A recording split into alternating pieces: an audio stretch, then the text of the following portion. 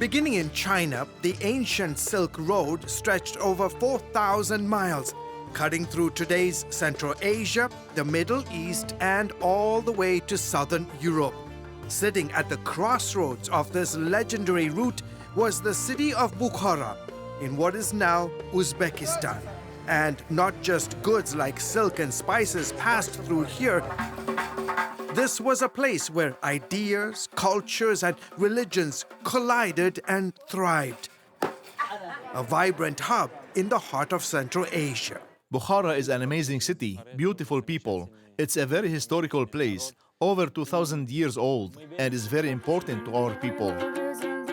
Uzbekistan, once part of the former Soviet Union, shares borders with Kazakhstan, Turkmenistan, Afghanistan, Tajikistan, and Kyrgyzstan. Islam is deeply rooted here, woven into the nation's identity and culture. At the spiritual heart of the country lies Bukhara, long considered the most significant Islamic city in Central Asia. It's also home to the region's oldest mosque. Historically, Bukhara served as a major center for the spread of Islam all throughout Central Asia through its various religious schools known as madrasas and its majestic mosques, drawing students from around the world. While Islam is the dominant faith here, a tiny fraction of the population, less than 0.3%, is evangelical Christian. In Uzbekistan, it's difficult to provide systematic education for Christian leaders of any denomination. However, in recent years, thanks to the current government in Uzbekistan, we've seen a noticeable openness, significant progress and potential. Rakuba's organization, Mission Eurasia, has been training and equipping a new generation of Uzbek Christian leaders through a unique education program. School Without Walls is an informal approach to education. We don't have classrooms, we don't have registration lists, we don't have certificates or academic scholars.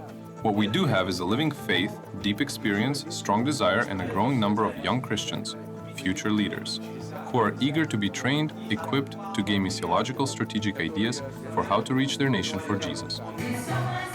Last year, Mission Eurasia brought hundreds of passionate young Christian professionals here, committed to making a difference in their communities. Igor Popov with the Bible Society of Uzbekistan sees this all as part of a larger shift. We are experiencing amazing changes today in Uzbekistan, and it all started several years ago with the new government. In 2016, Uzbeks went to the polls and elected President Shafkat. And since then, he has modernized this entire country. In fact, here in the capital city, this is known as the New Tashkent. Christians of this country also credit him for bringing greater religious freedom.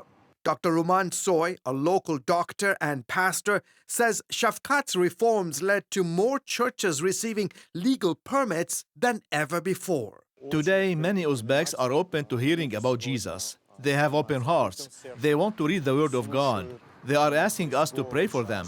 They ask us to visit them in their homes. Worship pastor Likov Oleg leads 3 small house churches in Bukhara. He says music has been key to their growth. We are witnessing how God is miraculously touching people's lives. We get invited into their homes. We sit on the floor, have tea, share a meal. Then we start singing and explaining how Jesus touched our lives. Muslims then open up and tell us how they have seen Jesus in their dreams. One person told me, I didn't know who Jesus was, but I saw him in my dream. He showed me his hands, and I saw the nail-pierced prints of his palms and his feet. And he said, come to me. Iskander leads another house church here in Bukhara. There are miracles of healing happening. When we lay hands on people, the Lord heals them. And we are very thankful for his powerful move. Pastor Timur Hakimov works closely with Mission Eurasia to disciple new Christian converts. Through this partnership, we teach new believers how to incorporate biblical principles in all areas of their lives. For example, how to raise a godly family, how to be a good father, a good mother, a godly husband, and to raise godly children. In the mountains outside the capital, we visited a house church where believers walk miles across rugged terrain just to break bread and fellowship together. In our gatherings, we have Uzbek, Kazakhs, Karakapak, Tajik, Russians, South Koreans, and other nationalities.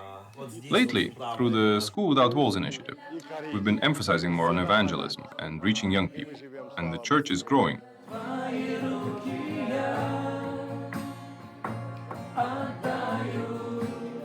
In a nation rooted in centuries of Islamic tradition, pastors here tell us that a quiet shift is underway, one house church at a time. For the believers here, it marks the start of a new chapter, one unfolding along the ancient path of the storied Silk Road.